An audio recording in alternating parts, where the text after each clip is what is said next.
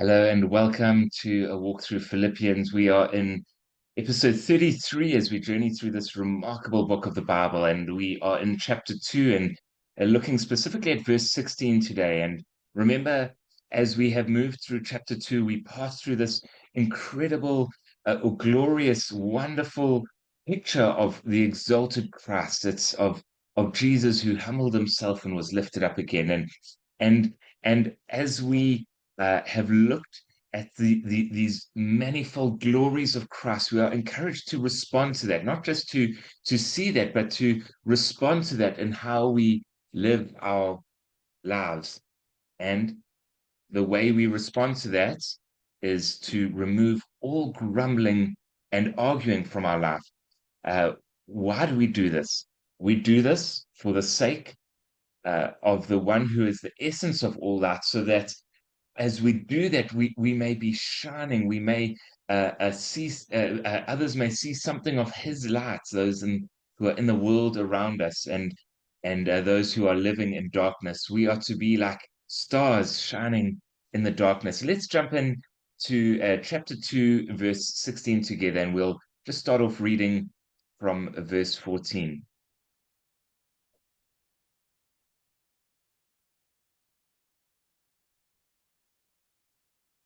Do everything without grumbling and arguing, so that you may be blameless and pure, children of God who are faultless in a crooked and perverted generation, among whom you shine like stars in the world, by holding firm to the word of life. Then I can boast in the day of Christ that I did not run or labor for nothing. So we've looked at uh, uh, uh, how we are to respond to this incredible revelation of Jesus Christ. We've looked at why we should do this. And now, today, in verse 16, we're going to look at how do we do this? And the answer is quite simply by holding firm to the word of life.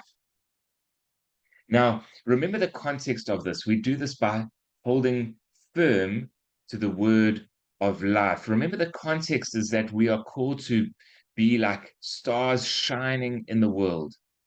In the dark, this perverted and twisted world, we're called to shine like stars in the darkness. And we do this by holding firm to the word of life. And so, if we want to look at today, what does it mean to hold firm to the word of life? We need to know that straight off the cuff, that part of it, what it means is contrary to the world's ways. We are all placed in the world, and the world is something like a river that's flowing past us, and there are currents pulling us in different directions. And uh, what I want to first and foremost say is holding firm to the word of life is not going to be just letting the currents take us where we will. It's not going to be just going with our feelings and what we feel like doing, going with what the world around us is doing, just going with the flow of culture is not going to be what holding firm to the word of life means. We who are those who have seen the revelation of who Jesus is and what he has done, those who have seen the revelation and embraced it and held it to ourselves and believed on it with faith, those who have been born again through believing in that incredible revelation, we are called saints. Saints means called out ones. We spoke about this before. It means those who are set apart, those who are called out of the world. Let's look at how Jesus speaks about this very topic in John chapter 17, that glorious prayer that he prayed to his Father. John 17, often called the high priestly prayer. Let's look here at verse 16. They are not of the world, just as I am not of the world. What an incredible statement for Jesus to say. For him in his quiet, this intimate moments as he's praying to the Father, he says they are not of the world. These are his followers, these are his disciples, those called Christians. If you are a Christian today, If you're a believer and a disciple and a follower of Jesus Christ today, this is relevant for you. You are not of the world, just as I or Jesus, as he is not of the world. This is an incredible statement from Jesus, and something we need to see. And if we are trying to consider what it means to be those who hold firm to the word of life, we're called to respond in a certain way. And how do we do this? By holding firm to the word of life. It means that we don't follow the world's ways. We are called out of the world. We are plucked out of the mud and the mire. We are those who are in the world, but not of the world, as we have heard it said. We are born into the world. We are those who live and walk and move in the world, and we are born into the world in that we are born in the same pattern of the world. We are born going with the flow. We are born into sin. And yet, in the rebirth, in the new birth, in that new life that we have in Christ, we are plucked out of that flow. We are drawn out, and we are born again. We are born into a new life and into a new way. And so, if we need to think about holding firm to the word of life, we need to uh, be careful not to take our cues from what we see around us. We take our cues, of course, from the Bible. The Bible is that which instructs us and guides us. We need to live as those who flee from the world's ways, and it's such an important thing. Holding firm to the word of life starts with us fleeing from the ways of the world, turning away from all the world's ways, from the sin, the selfishness, the corruption, the perversity, the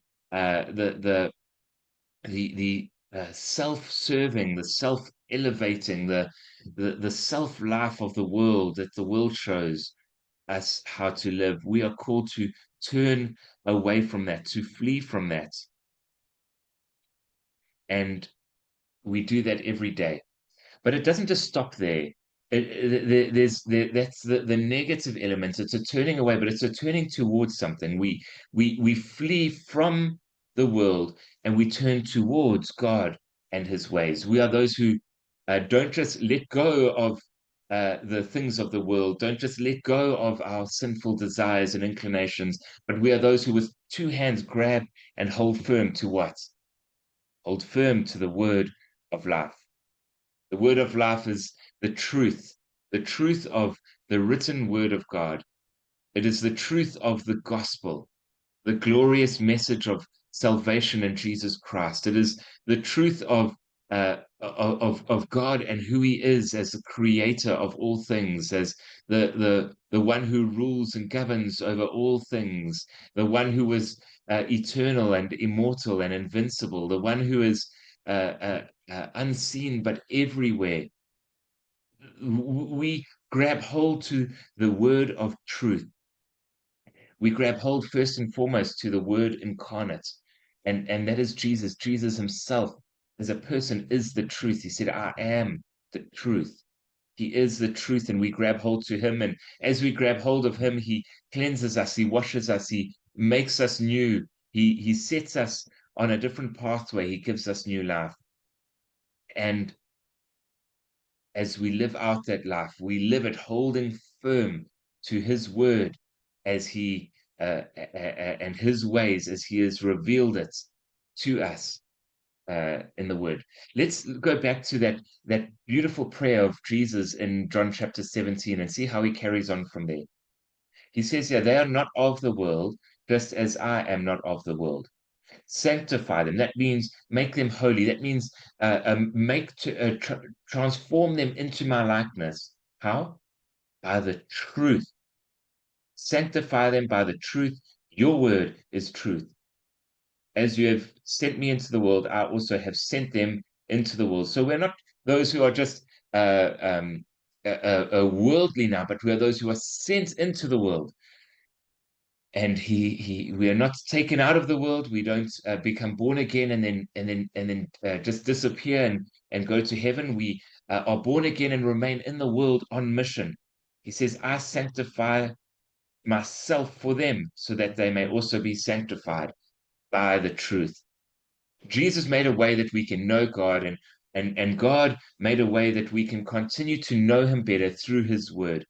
So for you and I today, we need to know that we need to hold firm, firstly, to the incarnate word. That is the Jesus Christ. The word became flesh, the one who came and dwelt among us and made a way for us. We hold firm to him. And then as an overflow from that, within that, we hold firm to the Bible, the written word of God that he has given us for our instruction, to show us how to live. But even more so, he has given us to reveal himself to us in ever increasing measure. What are you clinging to in your life?